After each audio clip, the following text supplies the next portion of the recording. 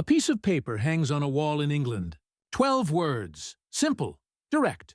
Written in black ink. But those 12 words are killing American boys by the hundreds. January 6, 1944. High Wycombe. A stone building outside London where men make decisions that send other men to die. Major General Jimmy Doolittle walks into an office. He's only been in command for 24 hours. The air still smells like his predecessor's tobacco. His eyes catch something above the desk. A sign. He reads it once. Then again, his jaw tightens. The first duty of 8th Air Force fighters is to bring the bombers back alive. He turns to Major General William Kepner, commander of the 8th Fighter Command. A good man. A man following orders that made sense 6 months ago. Doolittle's voice is quiet, almost gentle. That sign needs to come down. A pause. The room goes still. It's wrong. Within hours, new words replace the old. 12 different words that will rewrite the rules of modern warfare. The first duty of 8th Air Force fighters is to destroy German fighters. Some will call it madness. Bomber crews will call it suicide. Experienced commanders will call it reckless abandonment. But in 16 weeks, this single decision will shatter the most powerful air force on Earth. The mathematics of death are about to change. Not through some miracle weapon, not through technological breakthrough, but through one man's willingness to gamble everything on a truth that sounds insane. The best way to protect your bombers is to leave them alone. The sky over Germany has become a graveyard. 3 months earlier, October 14, 1943, dawn breaks cold over England. 291 Boeing B-17 flying fortresses roar down runways, engines screaming, metal shaking, each one carrying 10 men who've made peace with death. Their target sits deep in the belly of the Reich. Schweinfurt, ball-bearing plants, the kind of factories that keep an entire war machine turning. They reach the target. Bomb bay doors yawn open. The payload falls with brutal precision. Factories erupt in flame and smoke. Mission accomplished. But the price makes grown men weep. 60 bombers don't come home. 17 more limp back so damaged they'll never fly again. 600 men dead or missing before the sun sets. 600 breakfast tables that will stay empty. 600 letters that begin with, "We regret to inform you." The math is simple and horrifying. If you're assigned to a B-17 crew, you have to complete 25 missions to go home. But during the worst months of 1942 and 43, your odds of survival hover between 25 and 35%. You're more likely to die than to see home again. Lieutenant Robert Morgan pilots the Memphis Belle, one of the lucky few. One of the crews that somehow beat the odds and lived through all 25 missions. That night, he writes in his diary, with hands that still shake, "We are being slaughtered. The fighters turn back at the German border, and we fly on alone into hell. The forts protect themselves well, but it's not enough. We need the fighters to go all the way with us, or we need to stop flying." The German fighters have perfected the art of killing bombers. They gather beyond the range of Allied escorts. Patient, invisible. Then they strike like wolves on a wounded elk. Head-on passes through bomber formations, closing speeds over 600 miles per hour. American gunners get maybe 3 seconds to react. Maybe. Some German fighters carry 30mm cannons. Others mount air-to-air rockets under their wings. Either one can tear a B-17 apart with a single hit. Aluminum skin peels back like paper. Men vanish in bursts of flame.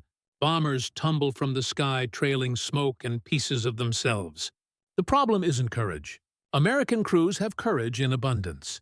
The problem is geometry. American escort fighters, P-38 Lightnings, P-47 Thunderbolts, tough aircraft, good pilots, but they can't fly far enough. Over Schweinfurt, the escorts turned back 300 miles from the target. Fuel tanks empty, no choice. The bombers continued alone, and the Germans were waiting. December 1943, Washington, D.C. General Henry Hap Arnold commands all United States Army Air Forces. He's watched the losses mount.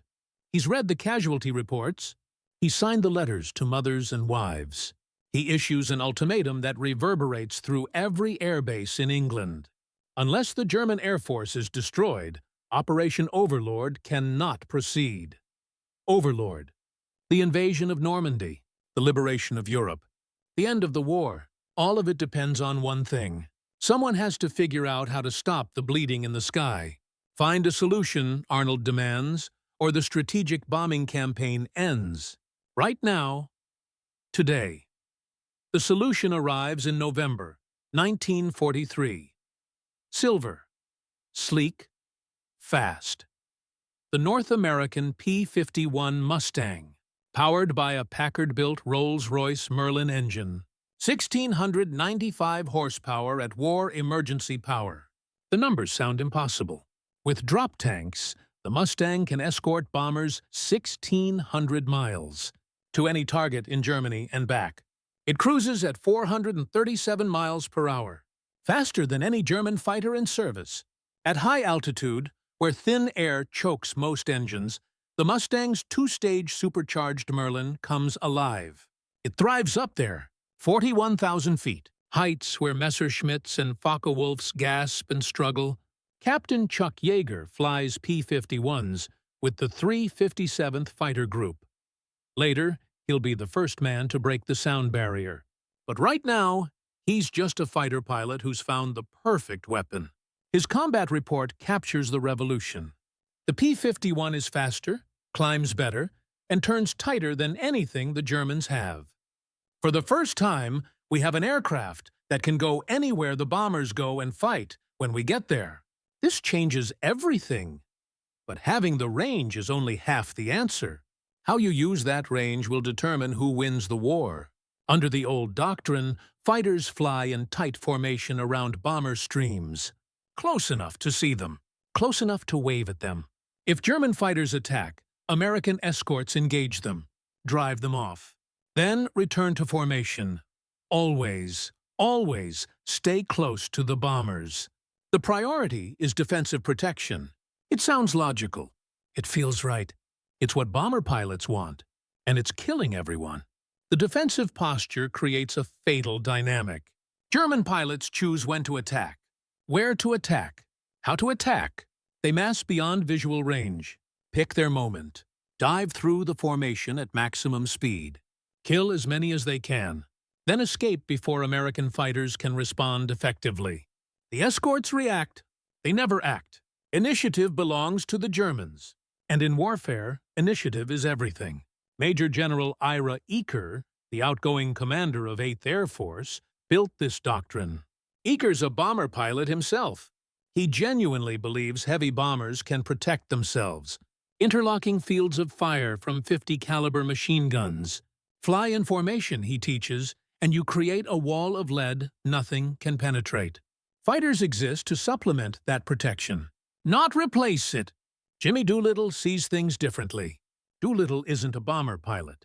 He's a fighter pilot, a test pilot, a racing champion who holds a doctorate in aeronautical engineering from MIT. He understands aircraft performance in ways most men can only imagine. More importantly, he understands the geometry of combat. The raid that made Doolittle famous happened on April 18, 1942. 16 B-25 bombers launched from the carrier Hornet. Bombers taking off from a carrier deck. The idea was considered impossible until Doolittle proved otherwise. They struck Tokyo, the heart of Japan, 4 months after Pearl Harbor. The psychological impact shook the empire. Doolittle received the Medal of Honor for personally leading that mission. Now he commands 8th Air Force. General Arnold has given him one mandate: solve the fighter problem. January 6, 1944. Doolittle's first full day in command. He meets with General Kepner. The conversation is short. The order is revolutionary. Fighters will no longer stay defensively close to bombers. Instead, they'll fly ahead of the bomber stream, ranging up to 50 miles forward, 25 miles to either side, actively hunting German fighters, seeking them out, attacking them wherever they're found. After bombers complete their attacks and turn for home, American fighters will not return with them. Instead, they'll sweep across Germany at low altitude, strafing airfields, destroying aircraft on the ground, attacking trains, fuel depots, anything that moves. The goal isn't just to protect bombers. The goal is to exterminate the Luftwaffe completely. The order shocks American fighter pilots. It terrifies bomber crews. Colonel Donald Blakesley commands the legendary 4th Fighter Group. He understands immediately. His voice carries excitement when he briefs his pilots. This is what we've been asking for. Freedom to hunt. We're no longer shepherds guarding sheep. We're wolves. But Lieutenant Colonel Jim Howard, operations officer of the 354th Fighter Group, sees the other side, the human side. The men flying the forts and liberators think we're abandoning them. They believe fighters leaving them alone to hunt Germans elsewhere is insanity. They don't understand that killing German fighters before they reach the bombers is better protection than shooting them down after they attack. The bomber crew's fears aren't irrational. They've survived missions only because fighters stayed close, driving off attackers, creating a shield between them and death. Now those fighters will disappear over the horizon, leaving bombers apparently defenseless. Many crews believe Doolittle's order is a death sentence written by a general who doesn't understand their war, who's never felt a bomber shudder under cannon fire, who's never watched the man next to him disappear in a spray of blood and metal. The German reaction will validate or condemn Doolittle's gamble, and the Germans are watching. Winter 1943–44. Berlin. The Luftwaffe High Command studies the maps, counts the numbers, reaches a conclusion that seems inevitable. They're winning. Despite 3 years of Allied bombing, German fighter production has actually increased. Messerschmitt and Focke-Wulf factories deliver over 1,000 fighters monthly. German pilots have developed tactics that work. They're killing bombers faster than America can replace them. The heavily armed Sturmgruppe Focke-Wulf 190 fighters carry heavy cannons in underwing pods. They can destroy a bomber with a single attack run. These are escorted by faster Messerschmitt 109 fighters, whose job is simple: tie up American escorts while the Sturmgruppe massacre the bombers. Major General Adolf Galland commands German fighter forces. He's an ace with over 100 kills. He's brilliant. He's experienced. And in November 1943, he reports to Reichsmarschall Hermann Göring with confidence: American bomber losses are unsustainable. If we maintain this pressure, the Americans will be forced to abandon daylight bombing by spring. His analysis is thorough. His logic is sound. His conclusion is catastrophically wrong. Galland focuses on aircraft production numbers. He overlooks pilot attrition. Germany is building fighters faster than the Allies can destroy them in factories or in the air. That part is true. But Germany cannot replace experienced pilots at anywhere near the rate they're being killed in combat. In 1943, the Luftwaffe loses nearly 3,000 fighter pilots. Killed, wounded, missing. Training time for new pilots has been slashed from 250 hours to 150 hours just to meet demand. New German pilots enter combat barely able to fly their aircraft, let alone fight effectively against experienced American aviators who've logged 400 hours before they see their first enemy. Feldwebel Hans Dammers flies a Messerschmitt 109. 8 victories. He's survived this long by being smarter and luckier than most. In January 1944, he writes to his brother. The letter never arrives. Dammers is killed 3 days after posting it. But the words survive. The new pilots last 3, maybe 4 missions before they're killed. They don't know how to dogfight. They can't work with their wingmen. They freeze when attacked. We veterans must protect them while also fighting the Americans. It's becoming impossible. Weather delays the test of Doolittle's new tactics. Winter storms ground bombers for days. Ice forms on wings. Clouds stack from ground level to 30,000 feet. England vanishes under gray skies and rain. But on January 29th, the weather breaks. Over 800 bombers launch against Frankfurt. The new American fighter tactics debut. P-51 Mustangs from the 357th Fighter Group roar ahead of the bomber stream, 28,000 feet, flying in loose formations that maximize visibility and reaction time. They're not tied to specific bomber boxes. They're not glued to formation. They're hunting. Near Bonn, the American fighters spot a formation of 50 Messerschmitt 109s climbing to intercept the bombers. In the old doctrine, the Mustangs would have waited, stayed with the bombers, let the Germans attack, then responded. Now they dive. The Germans expect to attack bombers at their leisure. Formation attacks. Coordinated. Practiced. Instead, they suddenly find themselves fighting for their lives against fighters with superior speed and altitude advantage. The combat lasts 8 minutes. 13 German fighters fall, spinning, burning, trailing smoke. 2 Mustangs take damage. Both return to base. The remaining German formation scatters. They never reach the bombers. Captain Don Blakesley leads the 4th Fighter Group on a similar mission that day. His after-action report is clinical, but you can hear the satisfaction between the words. We caught 20 Focke-Wulfs forming up over Cologne. They were slow, heavy with ammunition and fuel, climbing to attack the bombers. We had speed, altitude, surprise. It was a slaughter. We destroyed 11 before the rest could escape. This is how you win a war. The bomber crews flying over Frankfurt noticed something remarkable that day. German fighter attacks, which usually begin far from the target and continue throughout the bomb run, barely materialize. A few isolated attacks occur, but the mass formations that devastated previous raids never appear. The new fighter tactics intercepted them first, destroyed them before they could kill, protected the bombers by being 50 miles away. But the true test comes in February 1944. Operation Argument. History will call it Big Week. General Karl Spaatz commands United States Strategic Air Forces in Europe. He designs the operation as bait, deliberate, calculated, irresistible. American bombers will strike German aircraft factories, targets so important the Luftwaffe has no choice but to defend them with everything available. The goal isn't primarily to destroy the factories, though that would be useful. The goal is to force the Luftwaffe into a decisive battle of attrition against American fighters that now outnumber, outperform, and outfight their German opponents. Come up and die, the Americans are saying, and the Germans have no choice but to accept. February 20th, 1944. Clear skies over Germany for the first time in weeks. Sunlight glints off frost. The air is cold enough to burn your lungs. Over 1,000 American bombers from England and Italy launch against 12 different aircraft production facilities. Escorted by hundreds of fighters, the largest single-day air armada in history.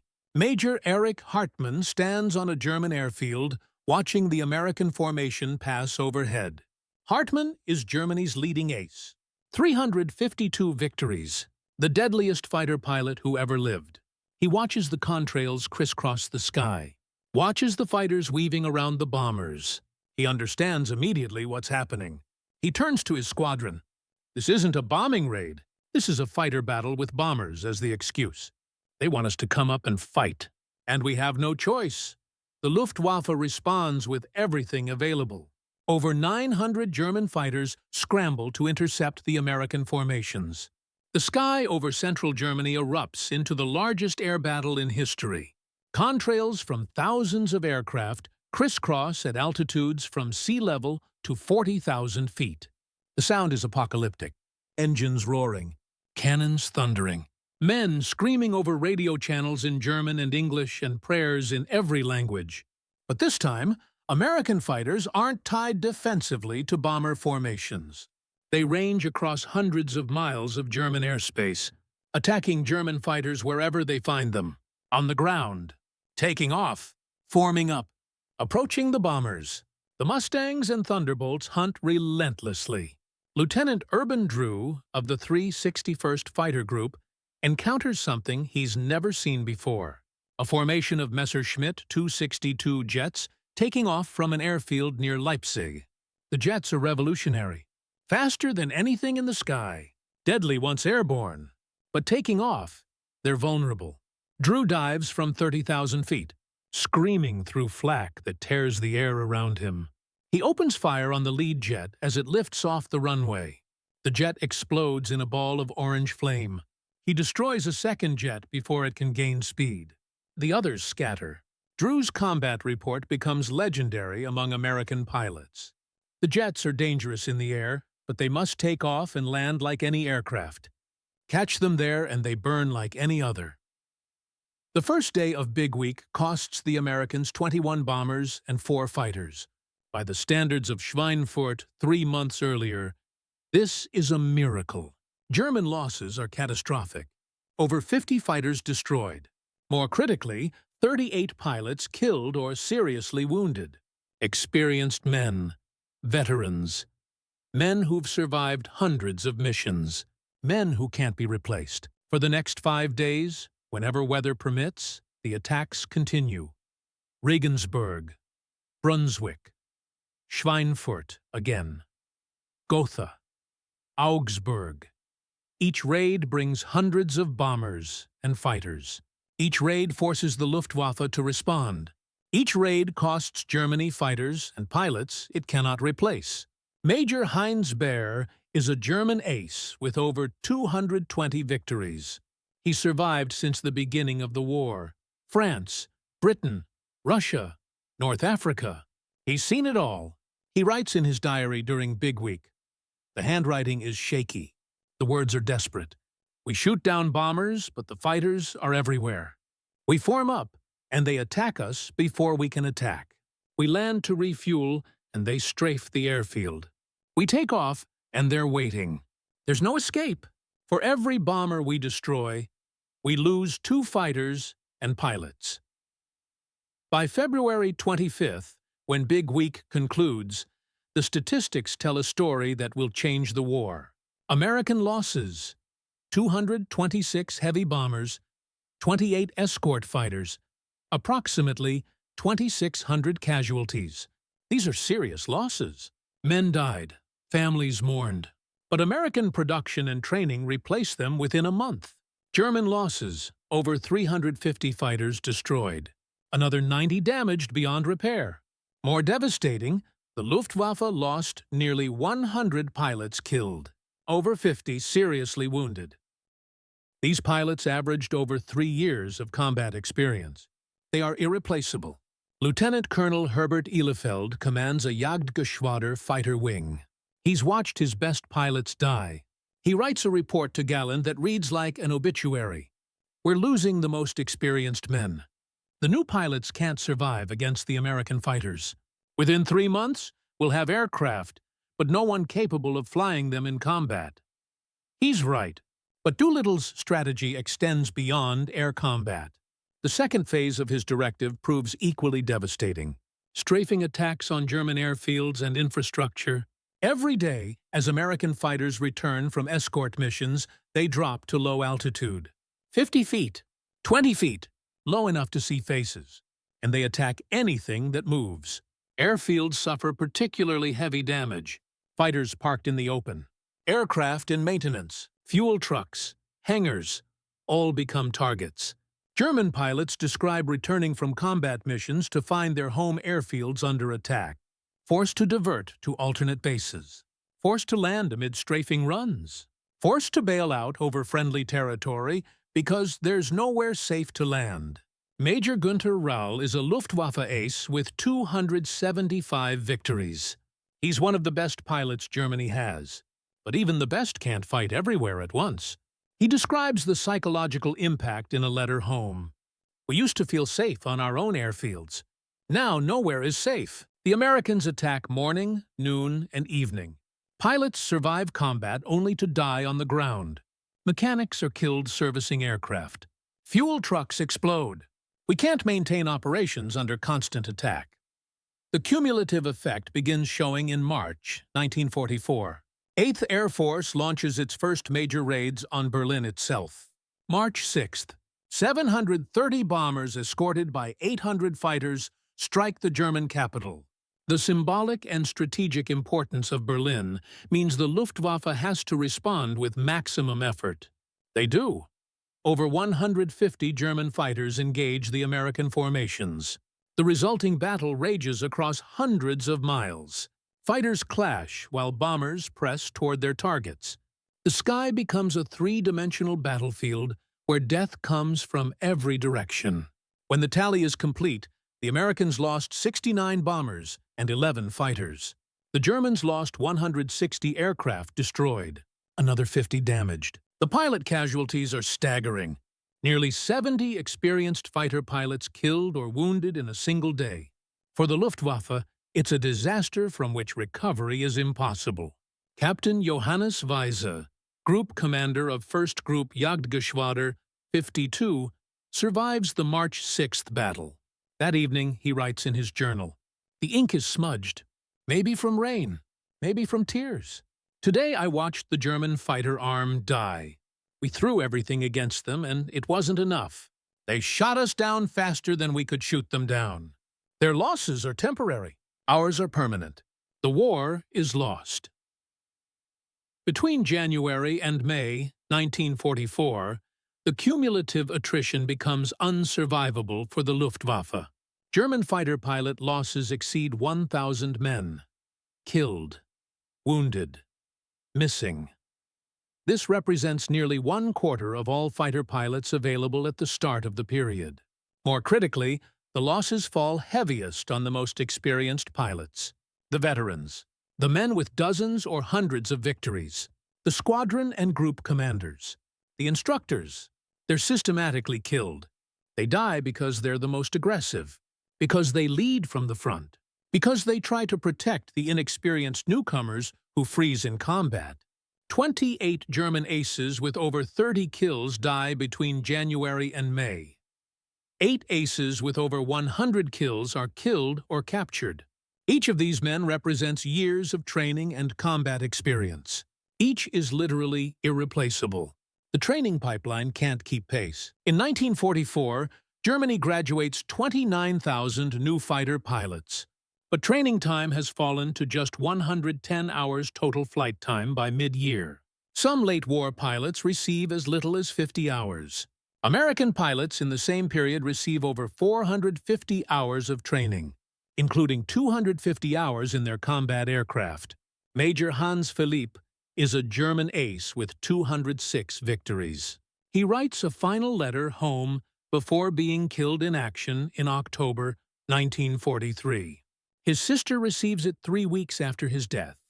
The boys arrive at the squadron unable to fly formation properly. They don't understand tactical principles. They panic under fire.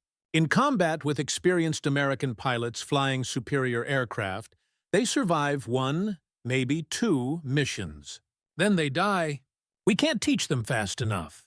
There's no time. The disparity in aircraft production tells another part of the story. First 6 months of 1944. American factories produce over 22,000 fighter aircraft.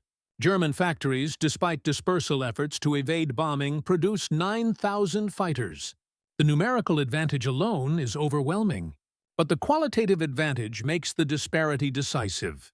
The P-51 Mustang is simply superior to the Messerschmitt 109 and Focke-Wulf 190 in most combat situations. Faster. Better range, superior high-altitude performance, equal or better maneuverability.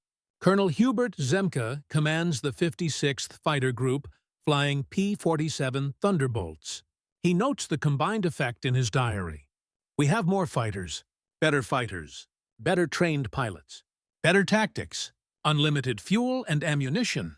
The Germans have brave men flying good aircraft they can't keep supplied or properly maintained. Courage can't overcome such disadvantage forever. By April 1944, the transformation is complete.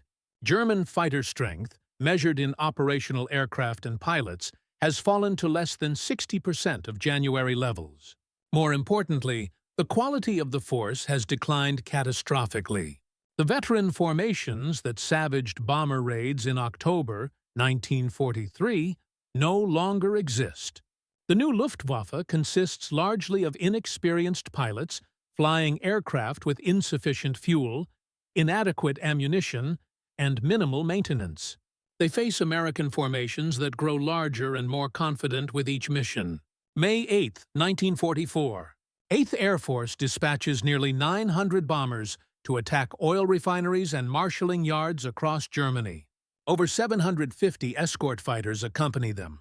Not a single German fighter rises to intercept. The Luftwaffe, for the first time, concedes the sky without a fight. General Galland reports to Göring that day. His report is brief, clinical, devastating. The fighter force is destroyed. We have aircraft, but can't fly them for lack of fuel. We have pilots, but most can't fight effectively. The Americans attack at will. We can no longer contest their air superiority. The strategic impact becomes clear on June 6, 1944, D-Day. Allied air forces fly over 14,000 sorties on the first day of the invasion. Luftwaffe fighters fly fewer than 300 sorties. The disparity allows Allied ground attack aircraft to devastate German positions while bombers isolate the battlefield. German reinforcements can't move in daylight without being destroyed from the air. Field Marshal Erwin Rommel, commanding German forces in France, sends an urgent message to his wife on June 10th. The enemy has complete air superiority. Our troops can't move in daylight without being attacked. Our supplies can't reach the front. Without air cover, we can't hold the invasion beaches. The transformation from October 1943 to June 1944 is staggering. 6 months earlier, the Luftwaffe seemed capable of bleeding the American bomber offensive to death. Now they're effectively extinct as a fighting force over Western Europe. The statistics of those crucial 6 months tell the story of systematic destruction.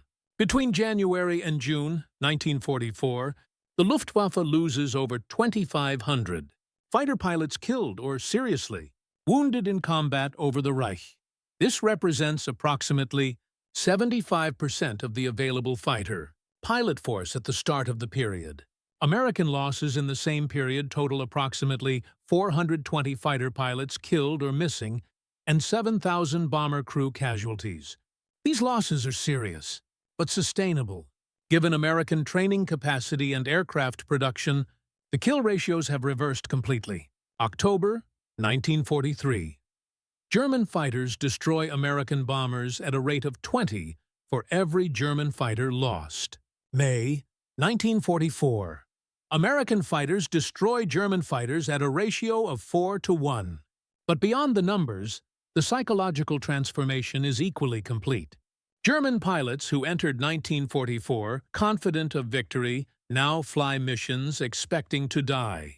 American pilots who feared German fighters now hunt them aggressively. Captain Don Gentile of the 4th Fighter Group finishes the war with approximately 20 aerial victories. Years later, he describes the change. In January, we were glad when the Germans didn't attack. By March, we were disappointed when they ran away. By May, we were frustrated because there were so few left to fight. The transformation was total. The success of Doolittle's strategy vindicates his gamble. But it creates an interesting historical irony.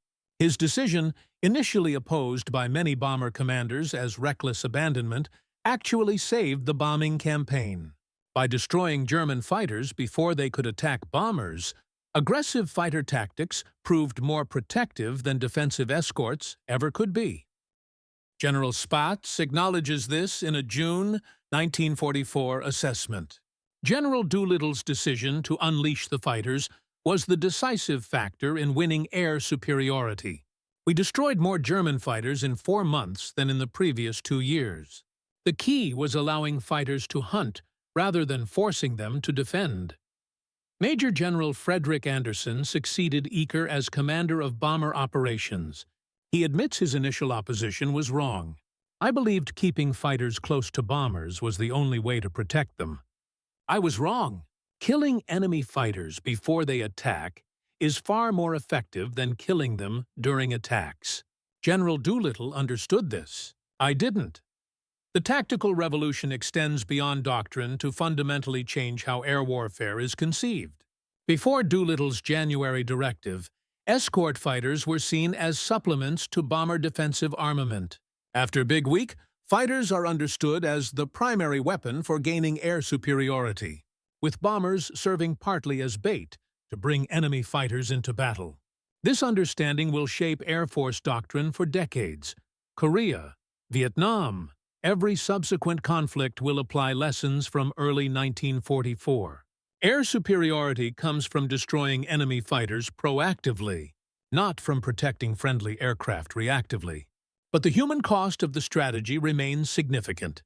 Over 10,000 American airmen die in the skies over Europe in the first half of 1944. The bomber crews who fly missions day after day, knowing each sortie might be their last, show extraordinary courage.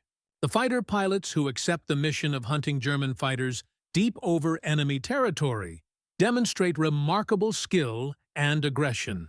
Lieutenant Robert Johnson of the 56th Fighter Group survives to become the second highest-scoring American ace in Europe, with 27 victories. Years later, he reflects on the cost. We talk about tactics and strategy and numbers, but what really happened was thousands of young men climbed into aircraft every day and flew into combat, knowing many wouldn't return.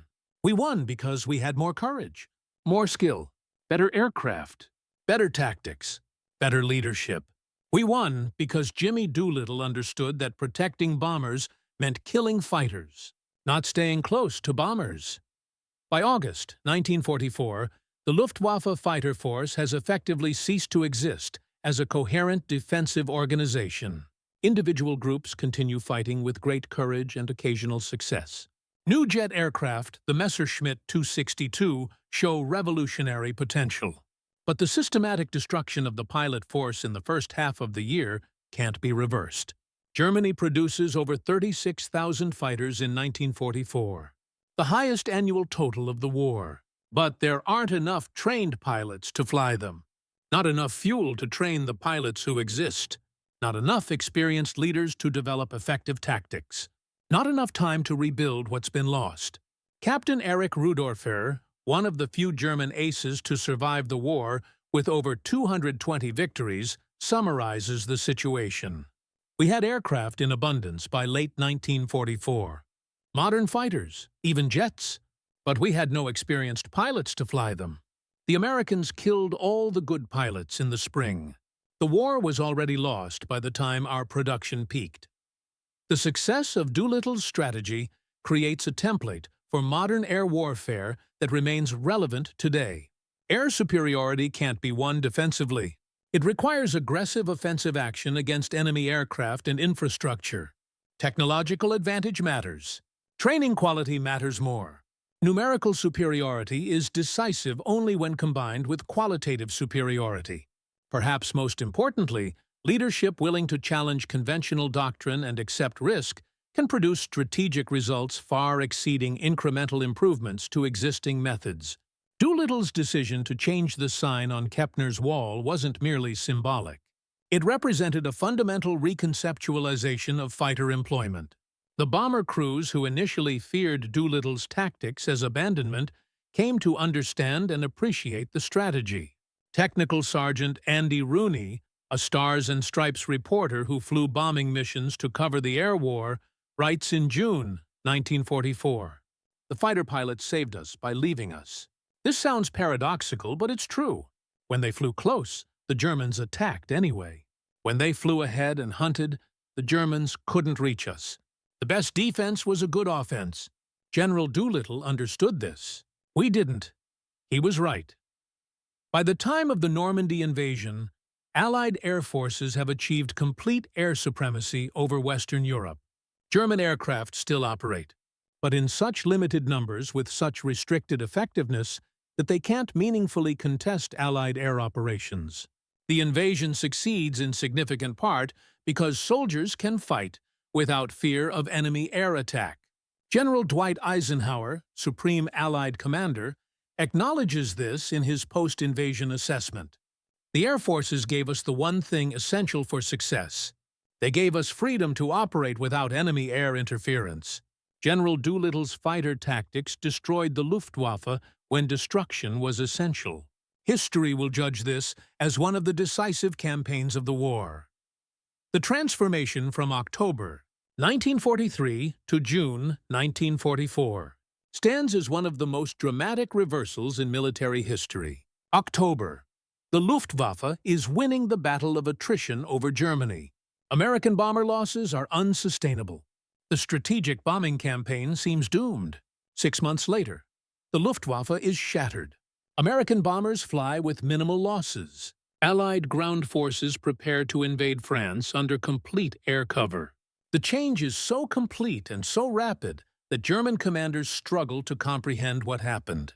General Galland, in his post-war memoirs, identifies the turning point precisely.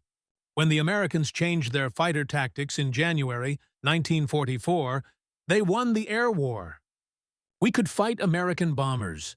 We couldn't fight their fighters and their bombers simultaneously. Once they freed the fighters to hunt us, we were doomed. The end was simply a matter of time. The final statistics of the campaign demonstrate its overwhelming success. Between January and December 1944, the Luftwaffe loses over 4,000 fighter pilots, killed in action over the Reich. American and British fighters destroy over 11,000 German fighters, in air combat and on the ground. German fighter pilot training time falls from 200 hours in 1943 to less than 100 hours by late 1944. American losses in the same period total approximately 750 fighter pilots and 16,000 bomber crew casualties. Significant losses. Men died, families mourned. But American training schools graduate over 35,000 new pilots in 1944. American factories produce over 63,000 military aircraft. The kill ratio in air combat shifts decisively. 1943. Luftwaffe fighters achieve approximately 1.2 kills for every loss. 1944. The ratio reverses to American fighters achieving 3.7 kills for every loss. By 1945, the ratio exceeds 7 to 1. But perhaps the most telling statistic is pilot experience levels. January 1944. The average German fighter pilot has over 200 hours of combat experience. January 1945. The average is under 50 hours. The Luftwaffe hasn't run out of aircraft or fuel, though both are scarce. It's run out of trained pilots capable of effective combat. Doolittle's controversial decision achieved precisely what General Arnold demanded. It destroyed the Luftwaffe as an effective fighting force before the Normandy invasion. It demonstrated that aggressive offensive fighter tactics are more effective than defensive escort tactics. It proved that winning air superiority requires killing enemy fighters, not merely protecting friendly bombers. The human cost is high. Over 26,000 American airmen die in the skies over Europe during World War II. More fatalities than the entire United States Marine Corps suffers in the Pacific. The 8th Air Force alone suffers over 47,000 casualties. These men achieve air superiority through courage, skill, and sacrifice. For the German fighter pilots, the campaign is catastrophic. Thousands of young men, many still teenagers, climb into cockpits knowing survival is unlikely. They fight with courage and skill against overwhelming odds until death claims them. The aces, the veterans, the squadron leaders. Nearly all die in combat or are captured. Few survive the war. Major Erich Hartmann, the war's leading ace with 352 victories, survives only because he fights primarily on the Eastern Front. After the war, he acknowledges what happened in the West. The Americans destroyed the Jagdwaffe over Germany in 1944. They had better aircraft, more aircraft, better trained pilots, superior tactics. We fought bravely, but we were overwhelmed. General Doolittle's strategy was brilliant. It cost us everything. In January 1944, when Doolittle ordered that sign changed in Kepner's office, many believed it was madness. By June, it's recognized as genius. The first duty of fighters is indeed to destroy enemy fighters. Everything else follows from that principle. The Berlin raids, the destruction of German infrastructure, the protection of ground forces during the invasion, all become possible because American fighters systematically destroy the Luftwaffe in 4 months of intensive combat. What seems reckless proves to be the only path to victory. 70 years later, when military historians analyze the air campaign over Europe, they consistently identify Doolittle's January directive as the turning point. One decision, one change in tactics, one general's willingness to challenge doctrine. It transforms the air war completely.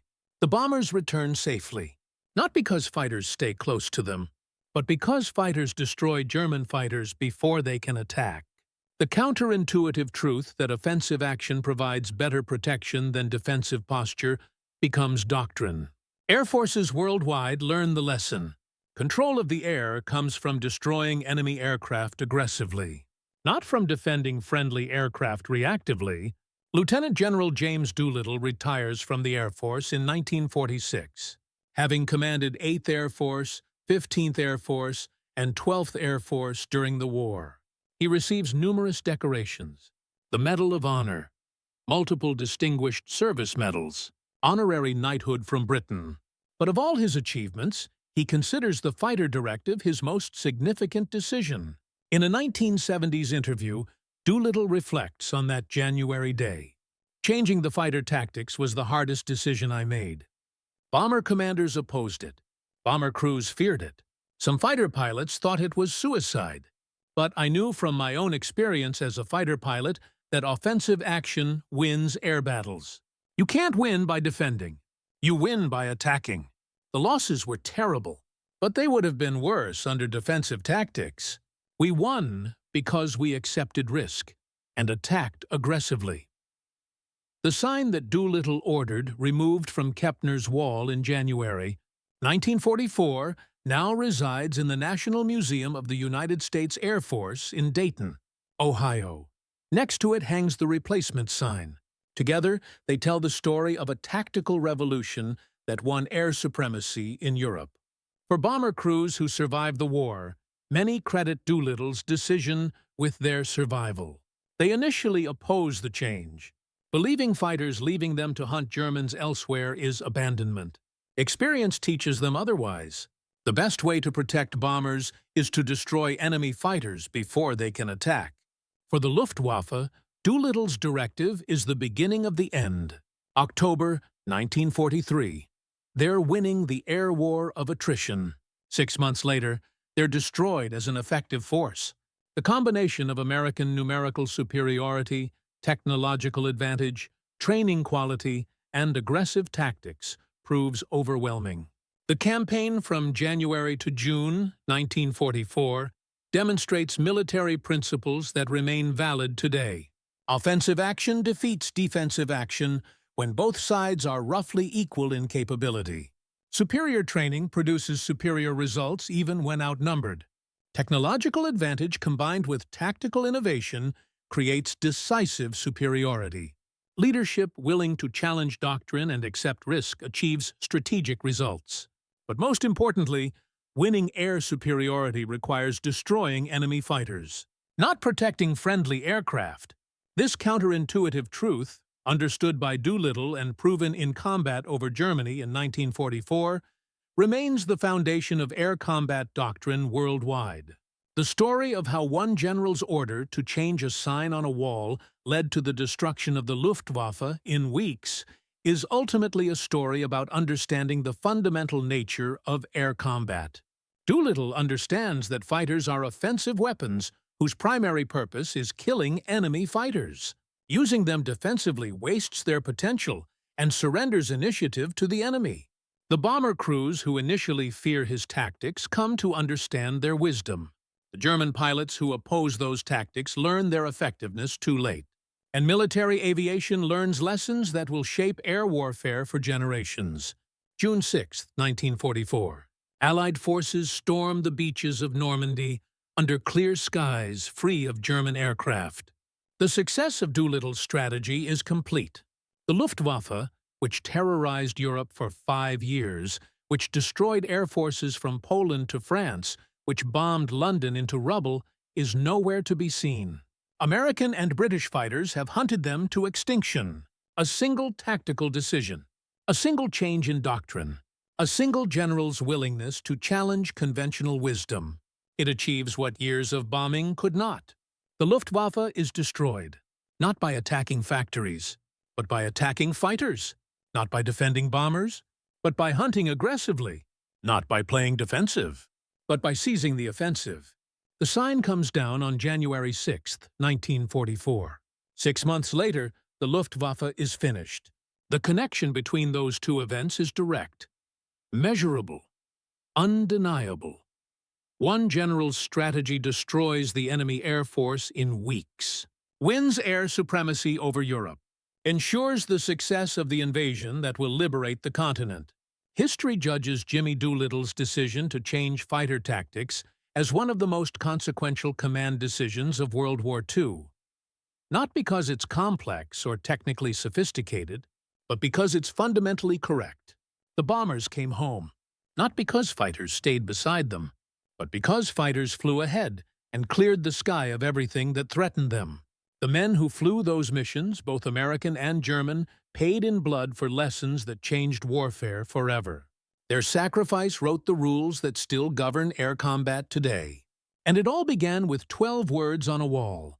12 words that had to come down so that thousands of men could live. The first duty of fighters is to destroy enemy fighters. Everything else is just flying home.